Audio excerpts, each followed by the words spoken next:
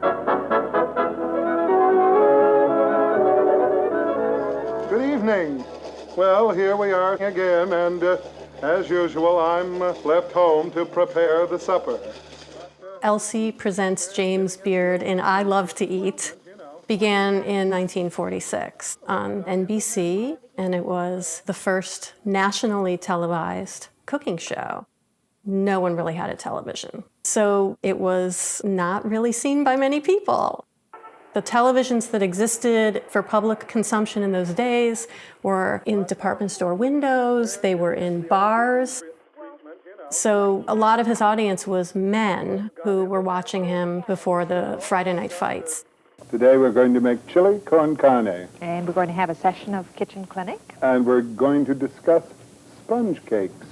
Tell me, do you ever use what they call a filler in your hamburger? now, Either the large patties. What do you mean, a filler? When people talk, I'm not accusing you, but you know how people often put extra ingredients into hamburger? Do you mean cereal? Yes, that type of thing. No, I'm a purist. It wasn't really the right time for Epicurean delights to be presented on television, Ready? at least as he presented them, and I think he was a little bit early to the party, maybe a few decades early.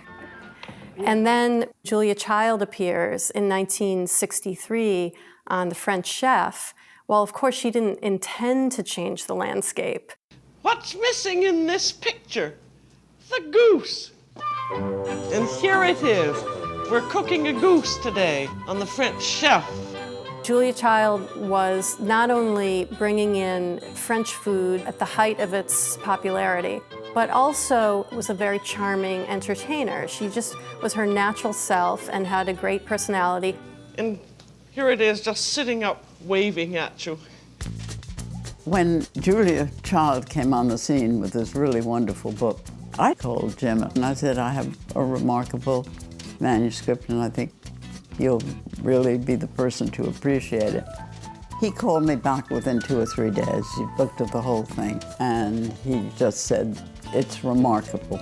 And then he said, I wish I'd written it.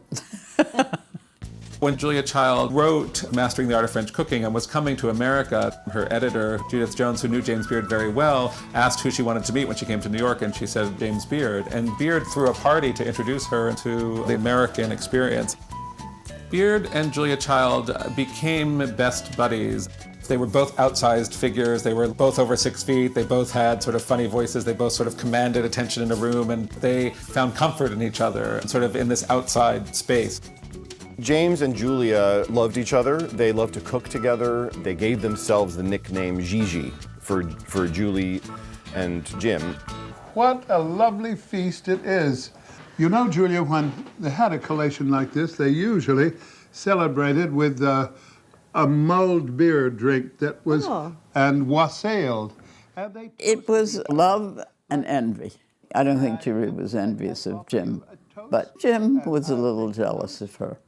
You know, Julia was great with an audience, and he knew he wasn't so hot. And a toast came from dipping toast in a wassail. That's right. Well, let's say wassail to the spirit of 76.